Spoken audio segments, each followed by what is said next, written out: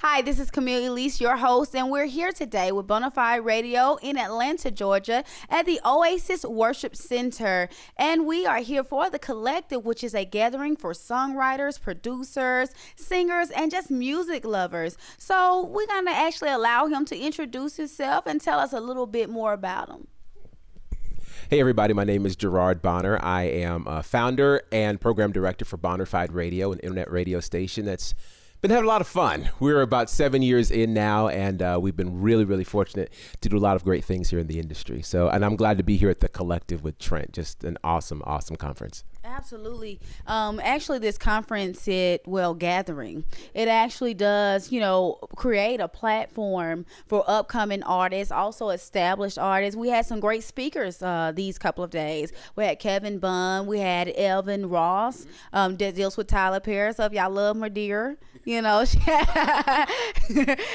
he came through and actually shared some very great information about, making music with film and things of that nature. So what are some takeaways that you heard about these couple of days that, probably helped you or, just enhanced your craft? Yeah.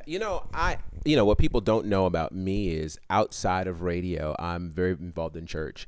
And so there was a session on the band and accompanying singers and just how to make all of that flow together. And it was really cool because a lot of people, when it comes to worship, they don't really understand the mechanics of it. That particularly for musicians, it's not about who can get the best lick in and who can, play the best chords and things, but it's really about us working together as a team to accomplish a goal.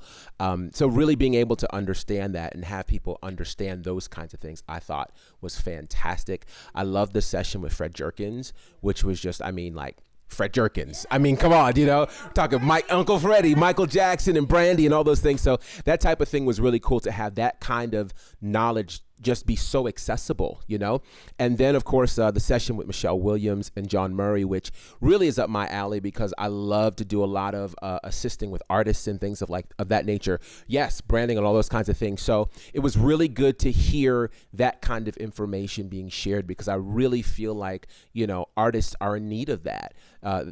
Recording is very accessible now, but the problem with that is people don't know what artistry looks like. And so I really feel like a conference like this is really assisting them with that.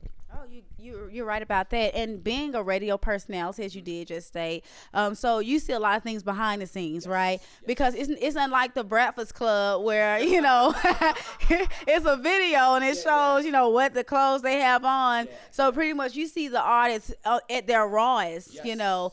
So tell us a little bit about that when it comes down to artistry, because they were talking about image and how you just go to Walmart. Because me, I was like Michelle at one point. Mm-hmm. I was like, hey, I can just go to Walmart with my flip-flops. Yeah. And then my dad told me, he was like, hey, you're in ministry, right, and you spread the gospel of Jesus Christ. So you don't know who you're going to meet or someone who identifies you and they say, okay, so you got on a jogging suit with flip-flops. Right. So tell us about, the image part, the artistry part, building the brand, right, and knowing how to present yourself, looking like the CD cover, right, that you are presenting to the world. I think when it comes to artistry, people, particularly in faith-based music, get this thought that it's just about Jesus and it's just about the Spirit and but you're in the music business. And so there is a business to it. Imagery is very important. And we live in a very visual generation. So if you have a situation where you are not aligning your gift with your image, there is a disconnect. And so, I love that they were talking about that because from where I sit, even in radio, image is very important. For us, we can determine how serious an artist is based on their album cover. If they submit music to us and the album cover looks like it was just barely pieced together, the music generally reflects that. So I think it's really, really important that people pay attention to image. A lot of times, and again, the challenge comes, and I don't want to get too far on this, but there's a major difference, I believe. There was a question about gospel and CCM and things like that. There are a lot of cultural differences that really shape image. In our African American context, we don't like to focus on image because we think, well, God's not into that type of thing. But you've got to realize that a lot of what people see, what attracts people is image. They see that first and then they can get the substance.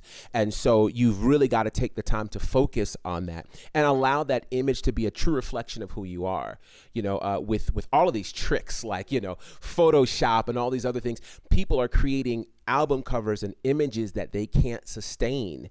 And so that does become problematic when, okay, I invite you to my city and I can't recognize you. That's a very real issue. The catfish game in the gospel music industry is for real. It's real. And I think people have to understand that it's not just enough to get ready for your album cover, but you're right, and I think the thing that I've had to start noticing, even for me, is, okay, when you go out, you have to be who you are 24/7, and that image has to be reflected because you don't know who you're going to see. It's kind of this whole idea of being ready at all times because you don't know what will happen. You don't know who you're going to bump. I'll never forget this as long as I live. We went to Krispy Kreme one day. And y'all have Krispy Kreme right here, right? Okay, so we went to Krispy Kreme, and I ran into an artist that I had not seen in years, an artist who I love. I mean, love this artist's music, okay? This artist walks in Krispy Kreme, I kid you not, with like literally a robe on, pajamas, flip-flops, and it was like 8 p.m. And I'm looking, and I'm feeling embarrassed for the artist, and I'm just like, oh my God, what are you doing? But then you don't want to wear that on your face. Like, oh, hi, how are you? So, but those kinds of things, when people meet you, it changes their perception about you. So you do have to pay attention to that, whether it's in social media land, the things that you say, all of those things. It all, I could talk about this for hours, but really it is really one of those things that we have to pay attention to, because people think in social media land, oh, social media is not real. No, it really is real. It is a reflection of who you are. It's real time, and it is your digital footprint. It is your digital resume. So, people have to think about that. And oftentimes we don't, because we're just like, oh, we're just playing with it. But it is that serious.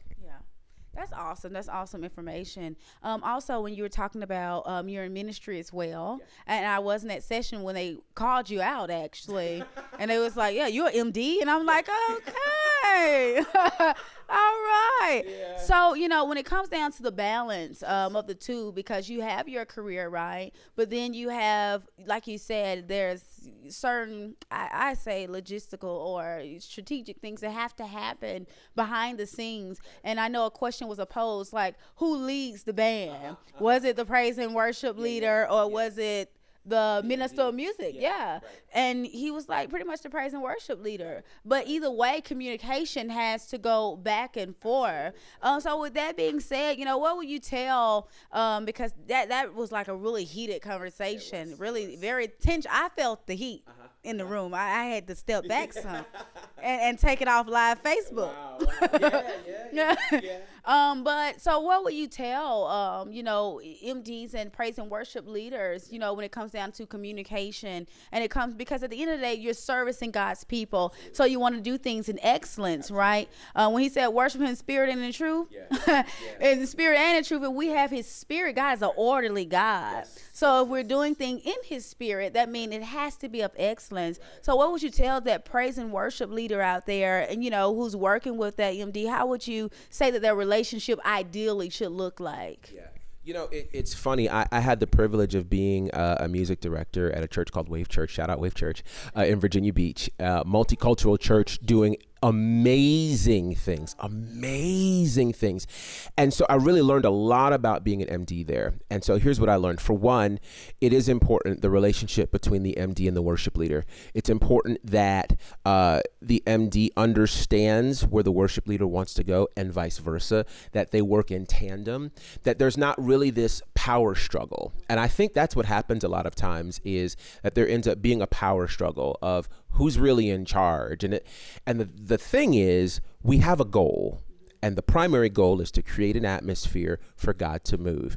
And we don't want to do anything that's distracting to that goal. So as a music director, your job is to really facilitate the vision of the worship leader, That's the job of the music director. So that means you're going to help us stay on course. If we have a 15-minute time limit, you're going to help us stay on course to meet that 15 minutes and still accomplish all that we want to in terms of transitions and everything else, and yet be spiritual enough to know, all right, this moment is working right now, so let's keep this moment going, or let's stop and move to it. So it's a real balancing act, I think.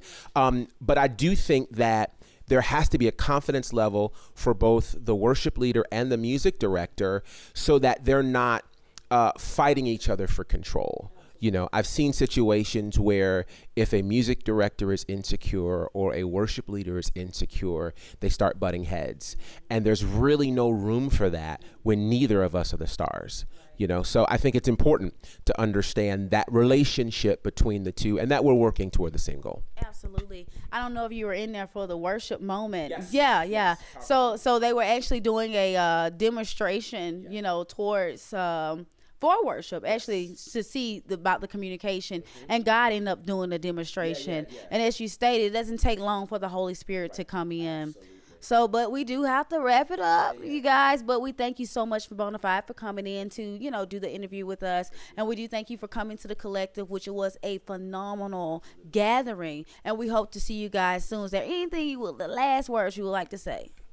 Just check us out on social media, Facebook, Twitter, Instagram at Bonnerfide Radio. You can find me there at Bonnerfide, Periscope, Snapchat, all those places. And then check out our website, bonnerfideradio.com, 24/7 internet radio, doing incredible things. I think you guys will really enjoy it. Check it out, bonnerfideradio.com. All right, awesome. Thank you so much for coming in. It's Camilla Leash, you guys. Be great. Be great.